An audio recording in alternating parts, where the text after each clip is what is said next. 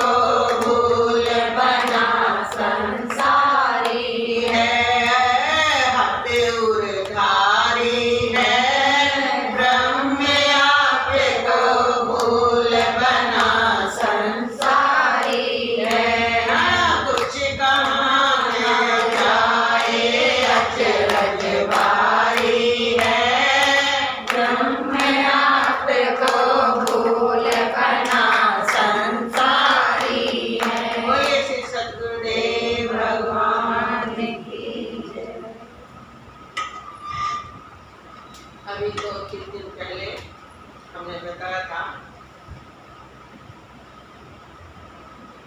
कि इस शरीर में जो वर्तमान में बीमारियां हैं वो तो उनके इलाज भी हैं और इलाज नहीं हुआ तो एक ही शरीर में सताएगी।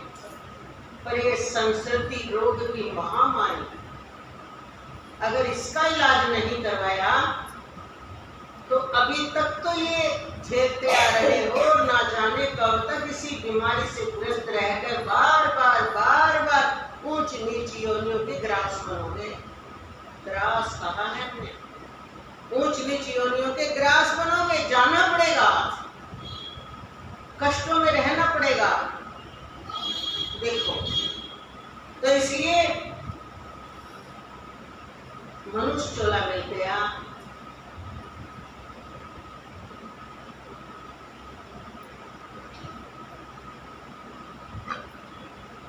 सतगुरु की शरणागति मिल गई,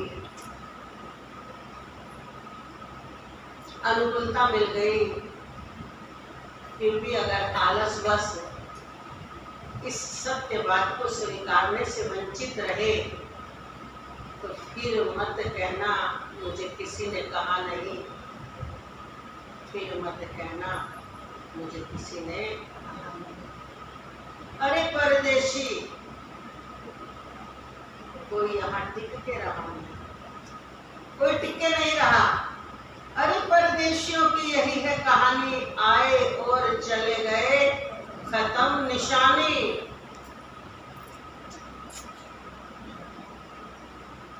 पहले आपकी क्या निशानियां बाकी है यहाँ बताओ। इसलिए परदेसी बन बन के आए हो। परदेसी, परदेसी ये स्वयं का देश नहीं है। प्रकृति में पर में रह रहे हो और पर में रहकर इतनी बड़ी भूल में रह रहे हो कि इसी में मन लगा लिया, इसी में श्वासों का इतना लंबा कुंज मिला हमें, उस श्वास रूपी बत्ती को इसी में लगा दिया। श्वासों की बत्ती चली हुई है, तेल डला हुआ है और दीवड़ा है ये देह, और दिन रात जलती जा रही है, एक एक श्वास दिन रात करके खत्म हो रहा है। और अगर इसी में लगा दिया तो बताओ आपने क्या किया। इतने सुंदर चोले को मिलाकर भी आप मिल नहीं पाए। इतना सुंदर चोले से मिलन हुआ, मनुष्य तन मिला, हाथ भूमि मिले, संत महापुरुष मिले, ज्ञान सुनने को मिला, भक्ति के रहस्य को समझने को मिला। और फिर भी अगर अपनी हठधर्मी नहीं छोड़ी, अपनी भूल की स्वीकृति नहीं की, तो भूल में रहे और भूल में ही चले गए, तो कोई लाभ हुआ। तो इसलिए कहा कि कुछ कहा ना जाए, संतों को तो यही लगता है। अचरज है, पर बहुत भारी अचरज है। क्यों है तो कुछ मान गए, कुछ अपने को माने बैठे हैं, कुछ कहा ना जाए, अचरज भारी है। ब्रह्म आपको भूल बना, क्या बना? संसारी। जबकि संसारी थोड़ी है ब्रह्म। ये संसार ब्रह्म के अस्तित्व में भास रहा है। जैसे मणि के अंदर मणि की चमक, जैसे सूर्य के अंदर सूर्य की धूप, जैसे अग्नि के अंदर अग्नि का तेज, ये सहज ये जगत भास रहा है। इस भासने वाले जगत से प्रीत क्यों लगाते हो? जानने वाले जगत में अपने ब्रह्म में किलोल करो, आनंद लो, ब्रह्म मानकर, ब्रह्म देखकर, ब्रह्ममय रहकर, कि ब्रह्म के अलावा दूसरा कुछ नहीं, वही हिलोरे ले रहा है। आनंद में आ जाओ। और आनंद में रहने के बाद तो बताओ कोई रोग रहेगा क्या? कोई शिकवे शिकायत, कोई मेरा तेरा? आदत पड़ गई, आदत पड़ गई। आदत ही एक बहुत बड़ा, जिसका कोई बंधन नहीं, बंधन सा दिखने लगा। मन की मुरादे मार लो बस हो गया भजन, आदत बुरी सुधार लो बस हो गया भजन। ये आदत ही पड़ गई। स्वीकृति नहीं कर रही है वृत्तियां। और वृत्तियां क्या स्वीकृति करनी है वृत्तियों ने? वृत्तियों को तो जिधर लगाओगे वो उधर दौड़ने लगेंगी। उनका तो इन अवयवों में हर समय चेतना जो रहती है, और उस चेतन की जैसे सूर्य की किरण सब जगह फैल जाती है, वो सब के देहों में, अपने अपने देह में हर चेतन आत्मा की चेतन वृत्तियां फैली हुई हैं। अब जिधर आप ही का ध्यान इंगित हो गया है संसार की तरफ, आप ही भूल के बैठे हो कि हम जीव हैं। तो इसलिए कहा भूल तेरी है तू ही मिटा ले, साक्षी चेतन है निश्चय जमान। साक्षी हो, चेतन हो, ये दृढ़ निश्चय ही तो कह रहे हैं महापुरुष करो। फिर आगे कह रहे हैं माया से रच गई काया। अब आपको ये तो भगवान की माया है, वेदांत नहीं स्वीकारता। वेदांत डंके की चोट कहता तेरी माया कि तुझको न चाहती, खेल रच रच के तुझको दिखाती, खेल में खेलता नित्य दुख झेलता ने अखाना, चाहे मरुस्थल के जल में नहाना। समझ आए? मरुस्थल में जल होता है, तो ये आपकी भूल है। इसलिए आपकी ही भूल से आपकी अपनी माया है। बस अंतर क्या है? ईश्वर कहता है मेरी माया मेरे वश में है, और जीव बन करके जीव के वश में नहीं, जीव अपनी ही माया के वश में हो गया है। यही गुलामी है। ईश्वर माया का सहारा लेकर के पृथ्वी पर उतर आता है, तब भी उनकी माया उनके ऊपर आवरण डालकर उनके ज्ञान को नहीं भूलने देती। इसलिए माया उनके आज्ञा में चलती है। माया का मतलब क्या होता है? जो हो नहा हमारे इस संकल्प से, जो हम चाहे वो रच रच के दिखा दे। तो ये सब कुछ हमारी की धरी बातें हैं। हमने स्वीकारा हुआ है कि हम संसारी हैं, हम गृहस्थी हैं, हम स्त्री हैं, हम पुरुष हैं, हमारा परिवार है। हमने स्वीकारा हुआ है। जिस दिन आपकी अंदर की सच्चाई स्वीकृति में आ गई तो आप तुरंत स्वीकारोगे कि मैं तो वो हूँ। कौन? वो माँ हूँ, सर्वत्र हूँ, सदा एक रस हूँ, आने जाने से परे हूँ, नित्य हूँ, शाश्वत हूँ, मैं एक रस हूँ। बस देखो, आप स्वयं स्वतंत्र हो, स्वतंत्र नहीं हो। आपकी भूल है, आपको ही भूल मिटानी पड़ेगी। इसलिए कह दिया कि माया से रच गई काया, तने अपना रूप भुला दिया। तीर्थ मंदिर इन्हीं में धर्म मानने लग गया, पुण्य मानने लग गया, भटकना शुरू कर दिया। ये भी वृत्तियों का रस है और कुछ नहीं होता तीर्थ मंदिरों में।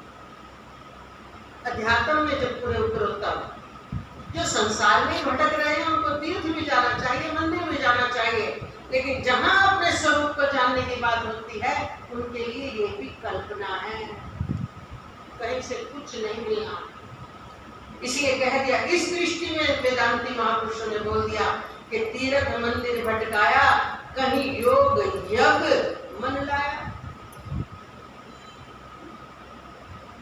पर क्या हुआ?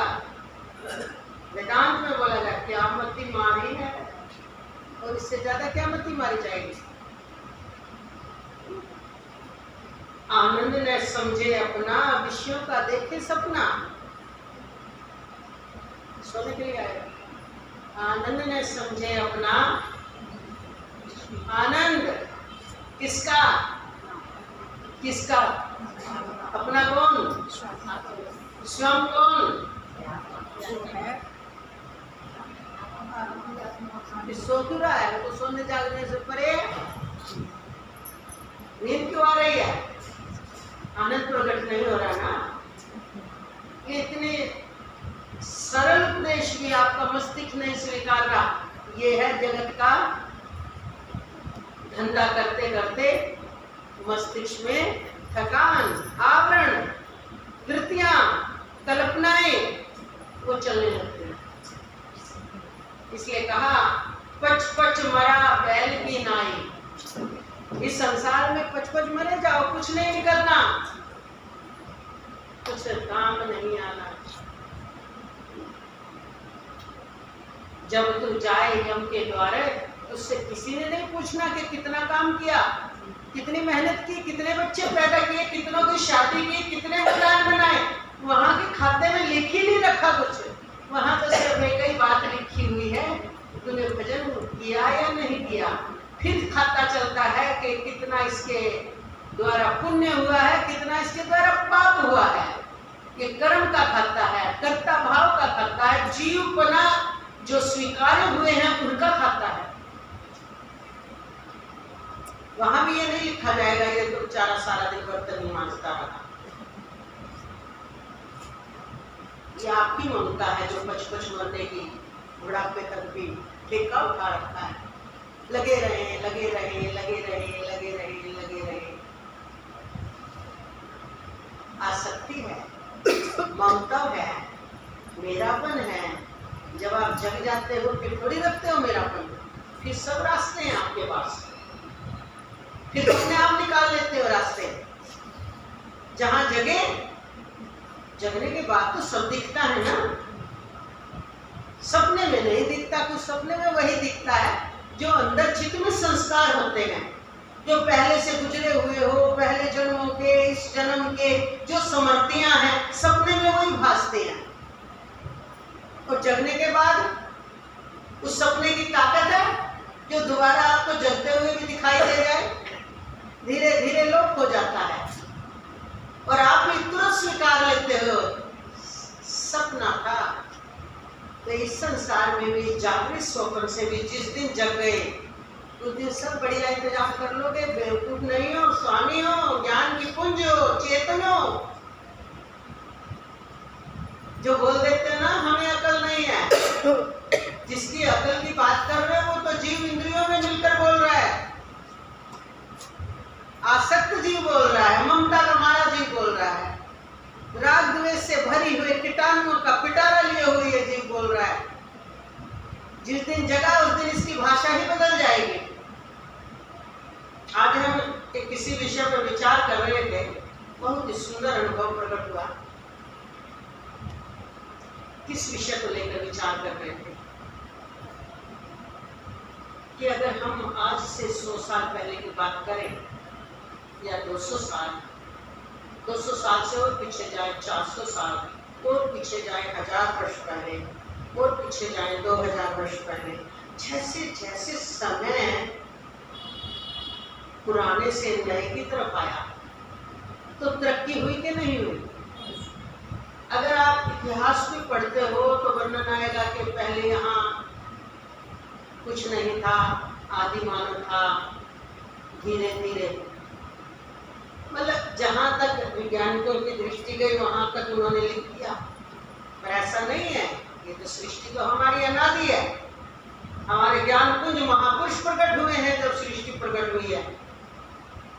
सनक सनंदन आदि सब ऋषि आदियों की सृष्टि शुरू हुई है, ज्ञान के पुंज थे वो। पर मानव की सोच जहां तक गई कि पहले यहाँ कुछ नहीं था, आदि मानव थे, धीरे धीरे उन्होंने तरक्की की, आग जलाना सीखा, बल्कि निर्वस्त्र रहते थे।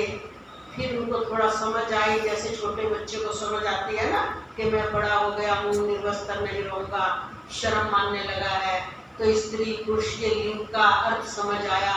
तो तब समझ आया तो स्त्रियों ने पेड़ की छाल भी उतार उतार कर वस्त्र पहनने शुरू किए, शरीर को ढकना शुरू किया। ऐसे बढ़ते बढ़ते ये सृष्टि किस रूप में आ गई है। देखो यहाँ से शुरुआत मानव की 2-3 हजार, 4,000, 5,000 वर्ष पहले। पर हम ये कहना चाहते हैं अगर आप 100 साल पहले में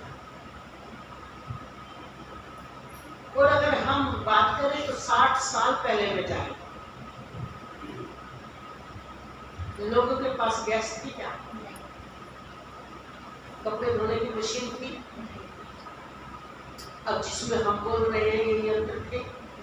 आकाशवाणी में रेडियो सुनते थे लोग, आकाशवाणी से बोल रहा। हम तो इतने भोले थे, हम सोचते आकाश में से आवाज आती हो जब देखेंगे आकाशवाणी है ना ये। क्योंकि उधर भागवत जी में हमने सुना था कि कंस जब लेकर चला देवकी और वासुदेव जी को आकाशवाणी में, तो इसी तरह के आकाशवाणी होती होगी, रेडियो में आती होगी आवाज। हमें नॉलेज नहीं थी, बच्चे थे, छोटा शरीर जब था। तो हम ये कहना चाहते हैं देखते देखते 20 वर्षों में तरक्की देखो, कितनी तरक्की हो गई। विज्ञान तरक्की करता जा रहा है, कितना कितना खोज कर करके विज्ञान सुविधाएं दे रहा है और कामयाब हो रही है कि नहीं, है ना। आज के 100 साल पहले जो साधन व्यवहार का, पेट पालने का, जीविका चलाने का जो साधन था वो बहुत मेहनत का था। हम जो बताना चाहें बहुत मेहनत का था। थोड़ा सा पैसा कमाने के लिए बहुत मेहनत थी। एक भोजन की व्यवस्था करने के लिए बहुत समय खर्च हो जाता था, पानी की व्यवस्था करने के लिए बहुत समय लग जाता था, कपड़े धोने की व्यवस्था करने के लिए बहुत समय लग जाता था। लगता था कि नहीं, जो 50-60 साल पहले लगता था। और अगर आज आलस ना दिखाएं, अगर बच्चे काम जल्दी निपटा लें, वो तो और झंझट बहुत पाल लिए। जो काम 2 घंटे में भी, पतीले में सब्जी बनेगी, 1 घंटे में सब्जी बनकर तैयार होएगी, फिर रोटी धीरे धीरे जो जैसे भी बनेगी। तो अब अगर उसी काम की बात करें तो 4-4 चूल्हे वाली गैस है, एक तरफ सब्जी टिकाई, एक तरफ आटा लगाया। अगर आप चाहो तो 20 से 25 मिनट में एक सब्जी रोटी बना के दे सकते हो। सुविधाएं आपके पास आ गई हैं। घंटे भर में तो आप 5-7 आदमियों को खिला के फ्री कर सकते हो, अगर जल्दी हाथ चलाओ तो। उस समय होता था ये? नहीं होता था। तो ये विज्ञान का है ना, विज्ञान की है, तरक्की हो गई ना। तो हमारे पूर्वजों ने जो मेहनत कर ली, उसके बाद तरक्की होती चली गई। तो अब वही नियम, वही सिद्धांत लागू हम क्यों नहीं कर रहे आज, बताओ जरा। अब नई पद्धति को हमने क्यों अपना लिया, नए रिसर्च किया जो वैज्ञानिकों ने, और नई नई चीजें बना डाली, उन सिद्धांतों को हमने क्यों अपना लिया। अब जो बच्चे पढ़ाई कर रहे हैं, इतना कंप्यूटरों से कर रहे हैं, इतनी बड़ी बड़ी डिग्रियां प्राप्त कर रहे हैं। पहले कोई 10 पढ़ लेता था तो 10वीं पास में ही अहंकार होता था पूरा, मैं मैट्रिक पास हूँ। और बीए तो कोई कर लेता था तो बड़ी ही पढ़ा लिखा है, ग्रेजुएशन है। और एमए तो कोई कर लेता तो बड़ा ही उसको ये मानते थे, कुछ भी नहीं बीए में।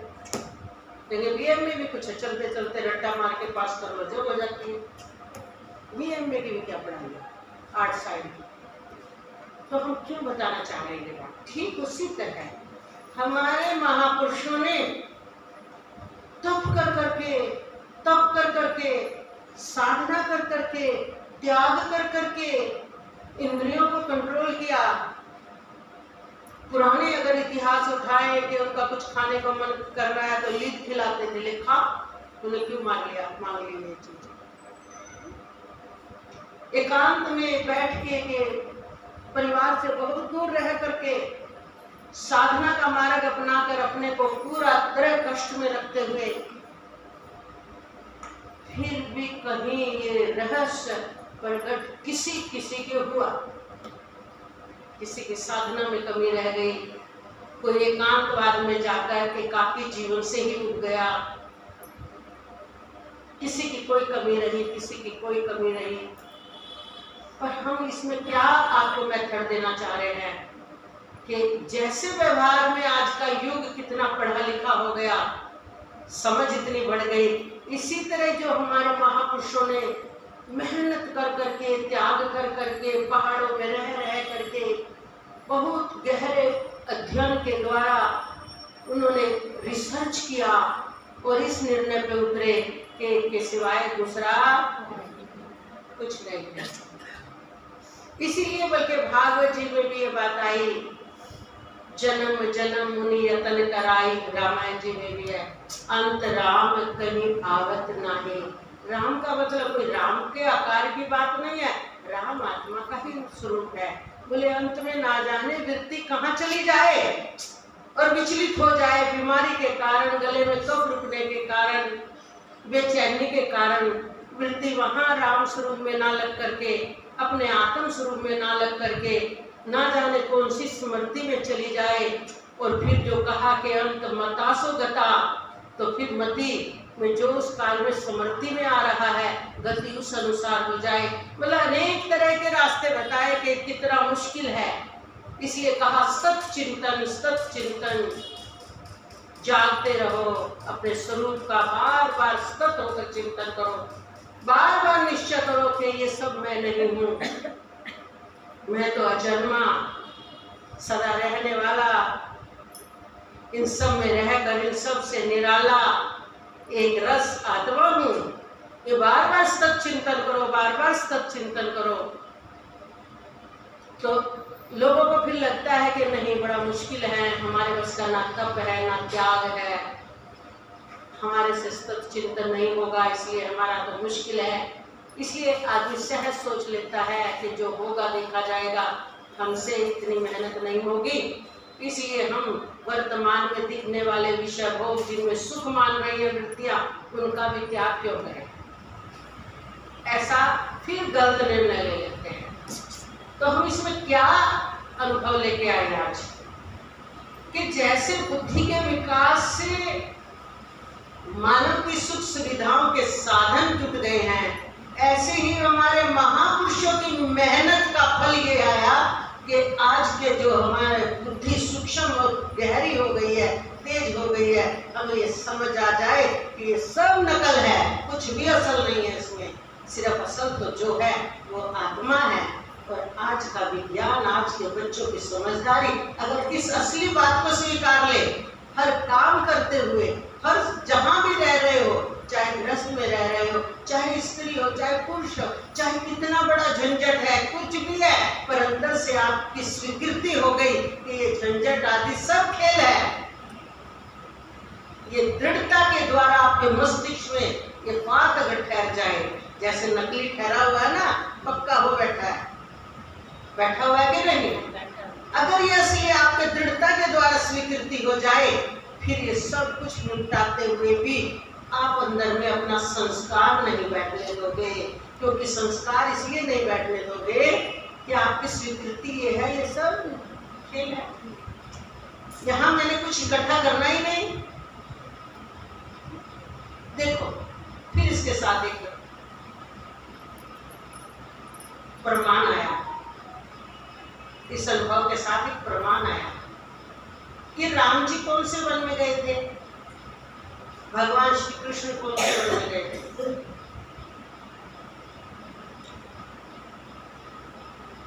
राजाओं ने यहाँ अवतार लिया था, राजा बनकर के कार्य किए, पर उनकी जरा विचार करो, दृष्टि डालो कर्म पे, देखो क्या होता है। आप कह रहे थे वो तो ईश्वर थे, मत बोलो ये बात, ज्ञान एक ही है,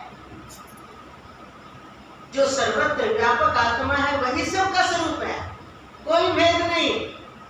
पर जो बात ये कही ज्ञान अखंड एक रघुराई, माया बस जीव चराचर, नहीं, जीव बन करके अगर देखोगे तो ये माया के वश में हो। माया क्या, अपनी ही आसक्ति के वश में हो, अपने ही मोह के वश में हो, आपने ही स्वीकृति दी हुई है।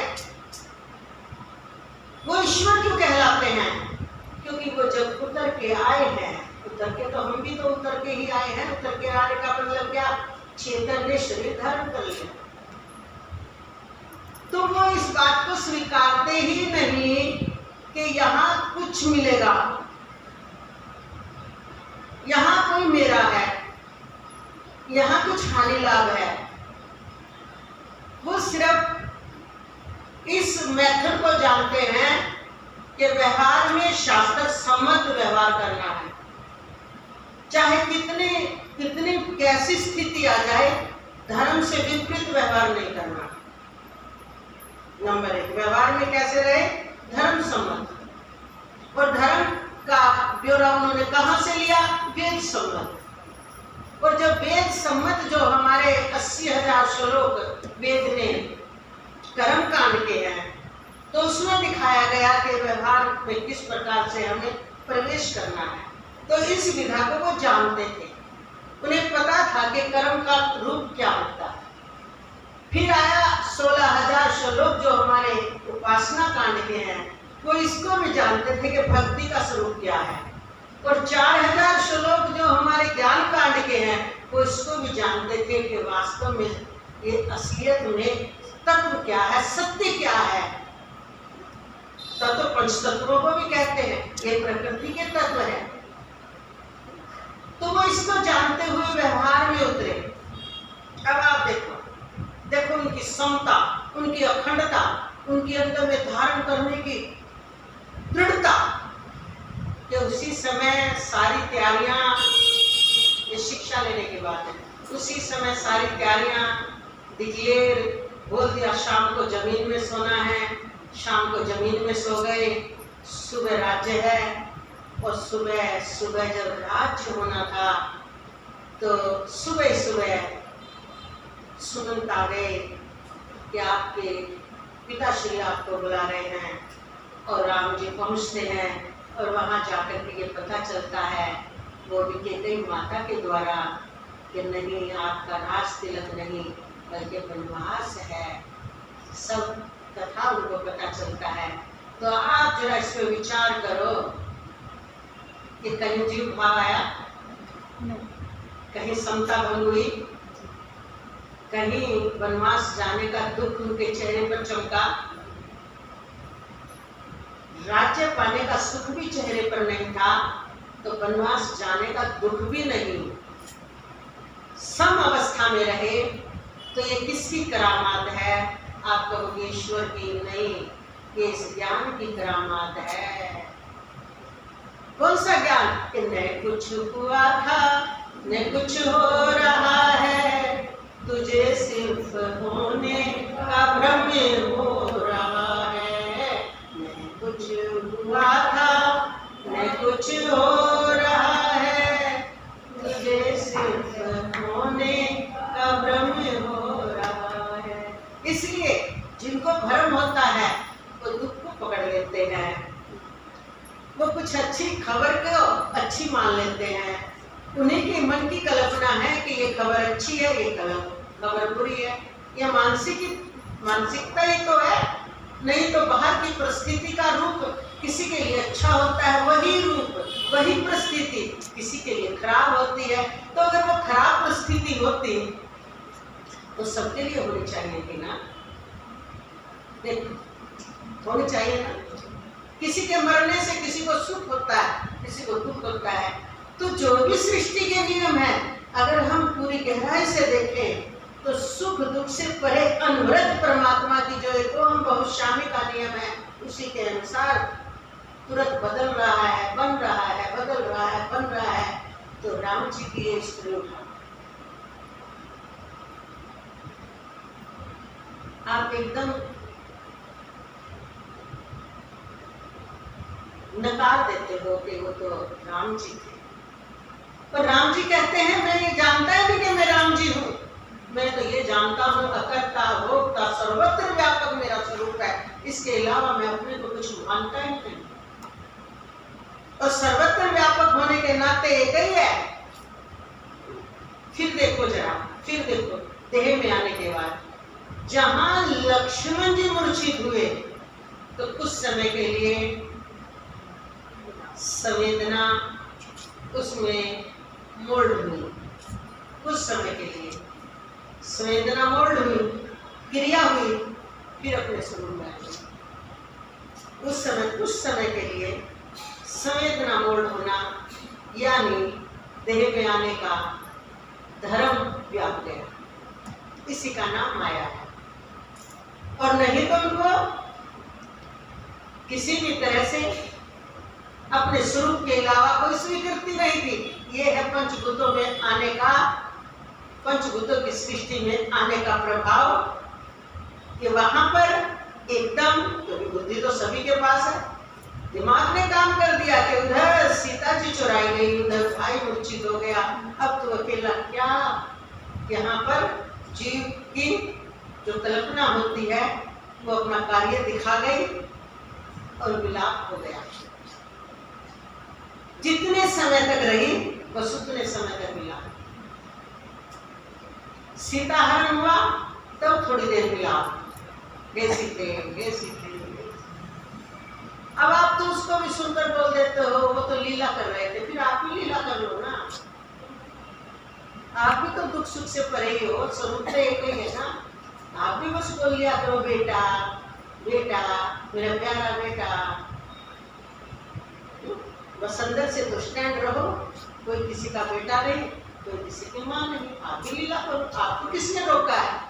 पूरी स्वतंत्रता है, एक ही स्वरूप है, क्यों आप अपने स्वरूप को भूले हुए हो? तीसरी बार फिर माया व्यापी उनको, किस काल में?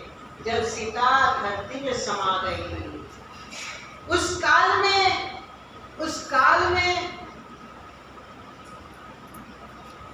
राम जी ने ये मर्यादा दिखाई कि कमाल हो गया, हद पार हो गई। ये माइंड में आते ही अपनी सारी शक्तियों का प्रकाटर अपना कि मैं सारी धरती को उल्ट कर दूंगा। 3 लोक में कहां तक मेरी सीता गई हो। तो ये क्या आया? ये अपनी प्रभुता का जोश आया, अपनी सिद्धियों का जोश आया। इसको सिद्धियां कहो या प्रभुता कहो, लेकिन तुरंत शांत किया गया। याद करो ब्रह्मा जी आए, याद करो आप कौन हो। उस समय जोश जरा, संवेदना जरा लंबी टिक गई, वो लहर जरा लंबी चली गई, और लंबे जाने से ब्रह्मा जी को आना पड़ा। जब ज्यादा आदमी कहीं डूब जाए किसी चीज में, किसी के घर में कोई डेथ हो जाती है तो ज्यादा मोल्ड हो जाता है, तो उसे दूसरे ही समझो, उसे 2-4 उदाहरण भी देते, देखो उसके भी हुआ, देखो उसके भी हुआ। ये तो संसार ही ऐसा है, इस संसार में कब कौन चला जाए, ये तो कड़वा सत्य है, तो दूसरा संभलवाता है ना उसे। इसी तरह राम जी को उस काल में ब्रह्मा जी आ रहे हैं संभलवाने के लिए। आओ अपने सुख में आओ, जरा पहचानो आपका क्या, आप अपनी लीला को देखो, क्या हो गया आपका। अपने शुरू में आओ, उसके बाद कभी याद नहीं करते फिर कितने वर्षों तक राज किया, फिर कोई मतलब नहीं है। तो कहने का मतलब देह में आकर के इतना अनंत अखंड ज्ञान में रहने वाले अवतारी पुरुष को भी कुछ समय के लिए अगर संवेदना अपना कार्य दिखा दे तो उनका ज्ञान कम हो गया क्या? ज्ञान कम हो गया। ठीक इसी तरह से हमारा ज्ञान इस अखंड सत्य भाव में रहने का नहीं है, संवेदनाओं में रहने का है, ममताओं में रहने का है, राग द्वेष में रहने का है। तो हमें ज्यादा अभ्यास करना पड़ेगा ना। हमारी वृत्तियां मोल्ड इसी में है जो नहीं है, बस अंतर कुछ नहीं है। आप तो समझ आ जाए कि मैं ये सब नहीं हूँ, मैं जीव नहीं हूँ। जीव नहीं है तो जीव का संबंध ही नहीं है। जीव बने हो तो देह में आ गए हो, देह में आए हो तो मैं मेरे का फैलाव है, और मैं मेरे का फैलाव है तो कहीं आसक्ति, कहीं ममता, कहीं राग, कहीं द्वेष, ये सब अपने आप ही प्रभाव डाल रहे हैं। तो आपको जगने में समय इसीलिए लग रहा है। अगर जग गए फिर धीरे धीरे इसी अभ्यास को बढ़ाओगे कि मेरा स्वरूप तो ये है, सर्वत्र व्यापक है, मेरा दूसरा कोई परिचय ही नहीं है। तो मेहनत की जरूरत ही खत्म हो गई। इसलिए आज ये टॉपिक लाए हैं कि जो इतनी मेहनत कर करके हमारे महापुरुष इस वास्तविकता को स्वीकार करके उस पर ठहर पाए, और उनकी मेहनत जैसे पिता की कमाई पुत्र आराम से जीवन बिताता है, तो हमारे महापुरुषों की मेहनत जंगलों में तपस्या, लंबे समय तक एकांत में चिंतन, वेदों का अध्ययन, उपनिषदों का प्रगाटे किया, अध्ययन कर करके जो जो अनुभव में आया, एक एक ऋषि ने अपने अपने नाम से उपनिषद लिखे, हम लोगों के लिए आसान करके हमारे सामने पेश किया, और हम उसके आदर नहीं कर रहे, हम उस आसान को भी नहीं स्वीकार रहे, तो हमारी ये बहुत बड़ी भूल है। इसलिए हम ये बात ना लेके सरल तरीके से ही, गृहस्थ में रहते हुए ही, जिस भेष में और उसी भेष में रहते हुए, सारी ड्यूटियां निभाते हुए अंदर से जग जाओ, तो आपका परम सुख, परम आनंद भी प्रकट रहेगा, और रोल भी इतना सुंदर जाएगा, और उसके बाद कोई कर्म संस्कार भी शेष नहीं रह जाएगा। इससे आसान तरीका कोई हो नहीं सकता।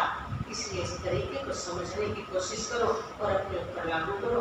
बोल से सतगुरुदेव भगवान। आज का उपदेश इतना ही। यदि वाणी को विश्राम देते हुए थोड़ी देर 2 मिनट शिवोहम मंत्र का जाप करें। शिवोहम शिवोहम सच्चिदानंद